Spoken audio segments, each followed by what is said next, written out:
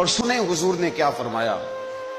نبی پاک صلی اللہ تعالی علیہ وسلم نے دعا دی، کہا اے اللہ اس آدمی کے چہرے کو چمکتا دمکتا رکھنا۔ کیا دعا ہے، اور دی اس محبوب نے ہے کہ جو جب دعا کرتے تھے تو اعلیٰ حضرت بریلوی فرماتے ہیں قبولیت نیچے آ جایا کرتی۔ حضور نے دعا دی، کہا اے اللہ اس آدمی کے چہرے کو چمکتا دمکتا رکھنا جو میری حدیثیں یاد کرتا ہے اور پھر آگے بیان کرتا ہے۔ اس کے چہرے کو چمکتا دمکتا رکھنا، یہ رسول پاک صلی اللہ تعالی علیہ وسلم نے دعا دی۔ میرے عزیز، امام بخاری رحمت اللہ علیہ کے ایک شاگرد تھے محمد بن عباس، وہ کہتے ہیں مجھے امام بخاری نا حدیثیں لکھوایا کرتے تھے اور میں حدیثیں لکھا کرتا تھا۔